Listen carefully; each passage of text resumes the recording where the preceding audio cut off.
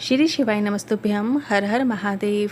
गुरुजी बहुत सारे ऐसे उपाय बताते हैं जो समय के साथ सभी भूल जाते हैं, पर वो उपाय विशेष होते हैं और उन्हें एक बार मात्र कर देने से आपको आपकी कामना पूरी होती नजर आती ही है। और आज हम आपको 3 ऐसे विशेष उपायों की जानकारी दे रहे हैं जो नंदीश्वर से जुड़े हुए उपाय हैं। आज हम जो उपाय बताने वाले हैं सभी नंदी भगवान से जुड़े हुए उपाय हैं और विशेष उपाय हैं। आप कोई एक या एक से अधिक उपाय भी करके अधिक से अधिक लाभ प्राप्त कर सकते हैं। सभी उपाय आप रोज कर सकते हैं, मतलब आप किसी भी दिन किसी भी समय इन उपायों को कर सकते हैं। आज भी आप ये उपाय कर सकते हैं। तो बढ़ते हैं पहले उपाय की ओर। 7 बेलपत्र वाले नए उपाय की जानकारी देते हुए गुरुजी ने बताया था, ध्यान से समझिएगा। 7 बेलपत्र आपको 7 स्थानों पर अर्पित करनी है। अब वो 7 जगह कौन कौन सी है जहाँ पर आपको बेलपत्र अर्पित करनी है। तो पहले 7 बेलपत्र आपको ऐसे ले लेना है जो कहीं से भी खंडित ना हो। अब पहली बेलपत्र आपको अपने घर में, रसोई घर में जहाँ पर आप पानी भर के रखते हो, एक बेलपत्र आपको उस पानी के पात्र के पास किसी कटोरी में रख देना है और इसके बाद उसी पानी के पात्र में से एक कलश जल भर लीजिए और आपको निकल जाना है। अब बचिए आपके पास 6 बेलपत्र। 6 बेलपत्र लेकर आपको निकल जाना है। सबसे पहले आपको बेलपत्री के वृक्ष के नीचे जाना है। वहाँ पर आपको दूसरे नंबर की बेलपत्र अर्पित कर देना है और थोड़ा सा जल चढ़ाना है। पूरा जल नहीं चढ़ाना है, सिर्फ थोड़ा सा जल चढ़ाना है। बाकी कलश का जल लेकर आपको शिवालय पहुंच जाना है। अब 2 बेलपत्र आपने चढ़ा चुके हो, एक आपने अपने घर के मटके के पास रखे हो और दूसरी बेलपत्र आपने बेलपत्री के वृक्ष के नीचे चढ़ा दी है। अब बची आपके पास 5 बेलपत्र।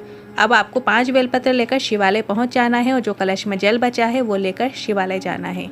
तीसरे नंबर की बेलपत्र आपको सबसे पहले शिवालय में पहुंचकर नंदी का जो उठा हुआ चरण होता है वहां पर आपको रख देना है। नंबर की बेलपत्र नंदी के उठे हुए चरण में रख देने के बाद चौथे नंबर की जो बेलपत्र है उसे आपको माता अशोक सुंदर के स्थान पर अर्पित कर देना है। माता अशोक सुंदर के स्थान पर उल्टी बेलपत्र अर्पित होता है। जैसे आप शिवलिंग के ऊपर बेलपत्र अर्पित करते हो वैसे ही आपको अशोक सुंदरी माता के स्थान पर बेलपत्र अर्पित करना है और जो बेलपत्र की डंडी है वो जलाधारी की ओर करते हुए अर्पित करना है। इसके बाद 5वें नंबर की बेलपत्र माता पार्वती के हस्त कमल में आपको अर्पित कर देना है। जो कोल खट्टी भाग होता है वहां पर आपको अर्पित कर देना है। इसके बाद जो 6वें नंबर की बेलपत्र है उस बेलपत्र को शिवलिंग के ऊपर अर्पित कर देना है। पर ध्यान रखिए, जब आप बेलपत्र शिवलिंग के ऊपर अर्पित करेंगे तो उसकी जो डंडी का मुख है वो आपकी ठीक विपरीत दिशा की ओर होना चाहिए। मतलब जहाँ से भी खड़े होकर या बैठकर आप बेलपत्र अर्पित कर रहे हैं, जो बेलपत्र की डंडी है वो आपसे विपरीत दिशा की ओर होना चाहिए। पत्ती का मुख आपके साइड होना चाहिए। इस बात का आपको ध्यान रखना है। अब बची आखिरी नंबर की बेलपत्र, मतलब 7वें नंबर की बेलपत्र। उसे आपको जो ऊपर जलाधारी बंधी होती है, जलाधारी में आपको स्पर्श कराना है और उस बेलपत्र को स्पर्श कराने के बाद थोड़ा सा जल उस जलाधारी के अंदर आपको डाल देना। जो कलश का जल आप लेकर गए हो उसे आपको जलाधारी में डाल दें और इसके बाद पूरा जल आपको शिवलिंग के ऊपर अर्पित कर देना है और उस बेलपत्र को अपने घर में रख लो। जो आपने जलाधारी में ऊपर टच करवाई है, स्पर्श कराई है, उस बेलपत्र को आपको अपने घर में जाकर रख लेना है।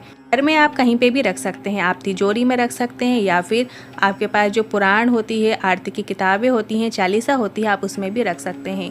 आप बाबा से निवेदन करके वो बेलपत्र लेंगे तो आपको धन की कमी, पैसों की तंगी है वो शीघ्र अतिशीघ्र दूर हो जाती है। और बाबा से निवेदन कीजिएगा कि रुद्राक्ष महोत्सव के पहले बाबा ऐसा धन दें कि तुम सीहोर में आकर कथा का श्रवण करो। ये गुरुजी का बताया बिल्कुल नया धन प्राप्ति उपाय है जिसे आप कभी भी किसी भी दिन कर सकते हैं। और शॉर्ट में समझ लीजिए बेलपत्र आपको कहाँ कहाँ अर्पित करना है। देखिए, पहली बेलपत्र आपको अपने घर के मटके के पास रखना है और 1 कलश जल भर के निकल जाना है। दूसरी बेलपत्र आपको बेलपत्री के वृक्ष के नीचे अर्पित करना है, थोड़ा सा जल अर्पित कर देना है।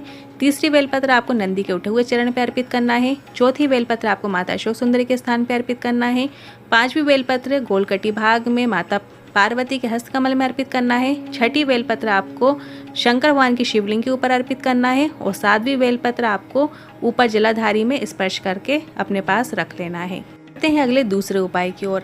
अगर आपने बहुत सारे उपाय कर लिए, कोई और उपाय काम कर ही नहीं रहे हैं, तो आप नंदी भगवान को प्रसन्न करें, क्योंकि भोलेनाथ को नंदी भगवान अत्यंत प्रिय हैं और नंदी भगवान अगर आपकी बात भोलेनाथ को कहेंगे तो आपकी परेशानियां भी निश्चित दूर होंगी।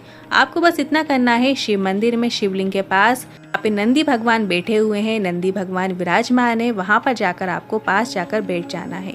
वहां पर आपको बैठ जाना है। बैठने के बाद आपको उनसे ओम बोलकर अपनी व्यथा बताएं कि हे नंदी भगवान, आप भोलेनाथ से बोलते क्यों नहीं? मेरे जीवन से परेशानियां दूर होने का नाम ही नहीं ले रही हैं। मैं खूब पूजा पाठ करती हूँ, कुछ हो ही नहीं रहा है। इसके बाद आपको नंदी भगवान के उठे हुए पाँव के पास एक मूंग का दाना अर्पित कर देना है और घर आ जाना है। ये उपाय आप कभी भी किसी भी दिन कर सकते हैं। आज के इन दोनों उपायों से जुड़े मन में कोई सवाल है, क्वेश्चन है तो आप कमेंट के जरिए पूछ सकते हैं। वीडियो थोड़ा भी उपयोगी लगा हो तो वीडियो को लाइक करके कमेंट बॉक्स में हर हर महादेव ज़रूर टाइप कीजिएगा।